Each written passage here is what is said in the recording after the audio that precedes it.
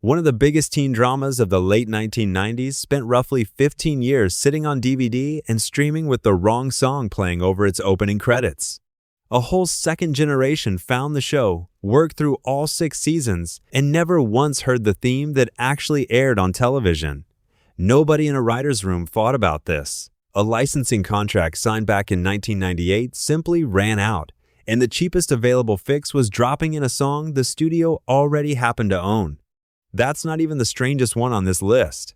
Welcome back to Throwback Network, where we dig into the stories behind the shows you grew up with.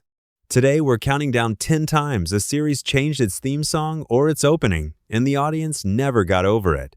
There's a Star Trek show that took a theme fans already disliked, listened carefully to 2 solid years of complaints, and then remixed it into something one of its own cast members called goofy. There's a sitcom that opened with a real Louis Armstrong recording for exactly 5 episodes before quietly throwing him out. One series put Frank Sinatra over its credits for a decade and then swapped him for a soundalike the moment it landed on streaming. And on one of these shows, the star sang her own theme song every week, right up until somebody decided she shouldn't. A few of these were creative calls, some were budget calls. More than one came down to contract language that nobody read closely enough at the time. Every single one changed the first 30 seconds of a show people loved. And it turns out the first 30 seconds are the part people hold on to hardest. Let's start at number 10, with the one change that actually worked. Number 10, Happy Days. Across its first 2 seasons, Happy Days opened with Bill Haley and his Comets performing Rock Around the Clock, which meant a genuine 1950s record was playing over a show set in the 1950s. That did the job nicely. Meanwhile, a song actually titled Happy Days, performed by Jim Haas, sat parked on the back end of every episode over the closing credits where almost nobody was paying attention. December of 1975 changed that. The duo Pratt and McLean walked into ABC's recording studios in Los Angeles and cut a new version of that closing theme with rewritten lyrics, and starting with Season 3, their recording took over both ends of the show. Here's why this one sits at number 10 instead of higher up. It worked. Released as a single, the Pratt and McLean version charted nationally and fused itself to the show so completely that most people watching today carry no memory whatsoever of Rock Around the Clock being the theme. The replacement erased its own predecessor. That outcome is genuinely rare. 9 times out of 10, swapping a theme song splits an audience into the people who remember the old one and the people who don't. And the ones who remember never stop bringing it up. Happy Days is the exception, where the new version suited the show so much better that the original just quietly disappeared from the collective memory. Hold on to that, because it's the last time on this list that anybody wins. Number 9. The Facts of Life. When The Facts of Life premiered on NBC in 1979, the woman singing the theme song was Charlotte Rae, Mrs. Garrett herself. The star of the show opened her own series every week with lyrics that began, "There's a place you gotta go for learning all you ought to know about the facts of life." Almost nobody remembers that version, and the reason is simple. It lasted exactly 1 season. From Season 2 forward, those vocals belonged to Gloria Loring, and the lyrics had been rewritten into the ones you can probably still recite without trying. You take the good, you take the bad, you take them both. And there, you have the facts of life. Loring then cut a second version of her own for seasons 7 through 9, which means even the replacement eventually got replaced. The detail that gives this one its sting is who Gloria Loring actually was. She co-wrote the theme alongside Alan Thicke and Al Burton, so one of the people who built the song took the microphone away from the star of the show and then released a full-length version of it on her own 1984 album. Charlotte Rae kept her job in front of the camera. What she lost was the 30 seconds before it. Number 8. Growing Pains. As Long as We Got Each Other stands as one of the most recognizable sitcom themes of the whole decade. And here's the strange part. Ask 10 people who grew up with growing pains to describe how it goes, and you'll collect several different answers, because the show never stopped changing it. Season 1 belonged to B.J. Thomas singing alone. Seasons 2, 3, 5, and part of 7 paired Thomas with Jennifer Warnes. Season 4 swapped Warnes out for Dusty Springfield, and that particular pairing earned a full-length single release in 1988 that climbed to number 7 on Billboard's Adult Contemporary chart by early 1989. Then Season 6 and part of 7 abandoned the duet format altogether for a 4-man a cappella group made up of Joe Chimay, Jim Haas, John Joyce, and George Merrill. By most counts, at least 9 distinct versions of that one theme exist across 7 seasons of television. Think about what that does to an audience. Whichever version you got attached to, the show had already moved past it. Kids who started watching in 1988 and kids who started in 1991 are remembering 2 genuinely different songs, and neither group is wrong. There's a reason this kept happening, and carelessness isn't it. Once that Season 4 single turned into a legitimate radio hit, the theme stopped being just a piece of the show and became a product with a commercial life of its own, which meant somebody suddenly had a reason to keep re-recording it. Growing Pains never changed its theme because something was broken. The theme changed because it was working. Number 7. Family Matters. The first 5 episodes of Family Matters open with Louis Armstrong singing "What a Wonderful World." Not a soundalike, not a cheap instrumental knockoff.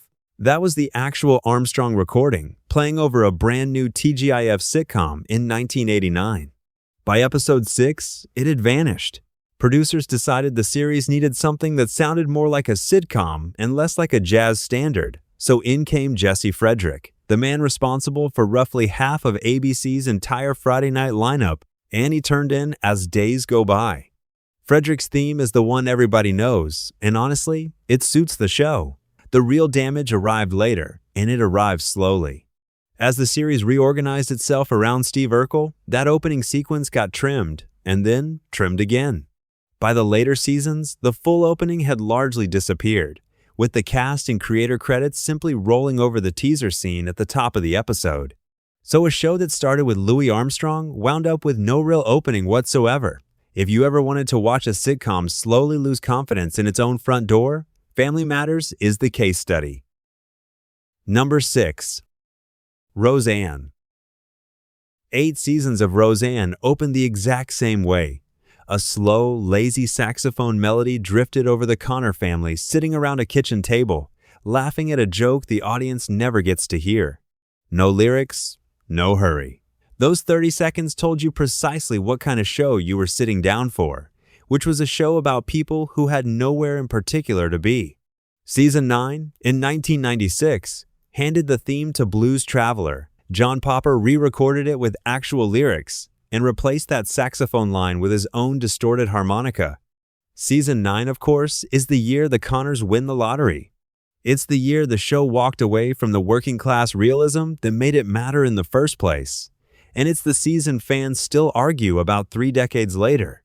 That theme change is the first 30 seconds of the decision, replaying every single week. Popper wrote in his memoir that one of his finest harmonica runs is sitting right there on those opening credits, and he's probably correct about that. It's a terrific performance. It just belonged to a completely different show. Number 5. Star Trek Enterprise. Enterprise attempted something in 2001 that no Star Trek series had ever tried. Rather than an orchestral theme, it opened with a pop ballad. The song was Where My Heart Will Take Me, written by Diane Warren and originally recorded under the title Faith of the Heart by Rod Stewart for the 1998 film Patch Adams. Fans did not take it well. Every Star Trek before it had leaned on sweeping instrumental music, and now the flagship franchise was opening with soft rock vocals. Petitions circulated, organized protests happened. A portion of the audience made peace with it across 2 seasons and came around to finding it sincere, even a little charming. Then Season 3 arrived in 2003, and the producers finally responded to all that feedback. They remixed it. The new arrangement pushed the tempo up, layered in percussion, including a tambourine, and made the whole thing considerably more upbeat. They had heard the complaint clearly and fixed entirely the wrong thing. The objection was never that the song ran too slow. The objection was that Star Trek shouldn't open with a vocal pop ballad in the first place, and speeding that ballad up while adding a tambourine doesn't address one word of it. Cast member Dominic Keating later described the Season 3 version, in his own words, as goofy. The small group who had learned to love the original arrangement now had nothing left, and the far larger group who hated it from day one hated it more. What makes this such an unusual failure is that the producers weren't ignoring their audience at all. They were listening hard to fans who had been loud and organized about this for 2 straight years, and they still walked away with the wrong lesson. Now, everything from here forward has a different villain. The last 4 entries aren't about creative decisions. They're about lawyers, expired contracts, and the fact that nobody working in the 1980s or 90s ever imagined people would still be watching these shows 40 years later. The series that made the industry start paying attention to this problem at all is WKRP in Cincinnati, whose music rights became legendary enough to earn their own long and unhappy saga. These 4 are where it hit the opening credits. Number 4. The Wonder Years. Joe Cocker's cover of With a Little Help from My Friends, playing over grainy, handheld home movie footage, is arguably the most effective 30 seconds any American sitcom ever built. It doesn't introduce a single character. It never explains the premise. All it does is tell you that everything you're about to watch already happened a long time ago, and that alone sets the tone for the entire series. That opening is also the reason you couldn't buy The Wonder Years for roughly 20 years. Rights to the Cocker recording had been cleared for broadcast. They had never been cleared for home video because in 1988, nobody was thinking about home video. Syndicated versions running through the 90s and 2000s went out with music swapped out of episodes, and a proper DVD release kept stalling every time somebody attempted it. This one has a happy ending, which is exactly why it isn't higher on the list. When Time Life finally put out the complete series in 2014, the entire deal came down to that single song. One executive said flatly that if they couldn't clear the theme, there was no reason to go forward at all. They ended up spending a 7-figure sum to clear the Cocker recording, plus 284 other songs, which worked out to about 96% of the show's original music. Somebody had to write a 7-figure check just so you could hear the show start the way you remembered it. 14 songs still didn't make it. Quick thing before we get to the top 3. I want to know which one of these you're still annoyed about, because everybody has one. Drop it in the comments and tell me which theme song change you never accepted. And if you're enjoying this, hit the like button and subscribe, because it helps the channel more than you'd think. Now, back to the shows that lost their openings to a filing cabinet.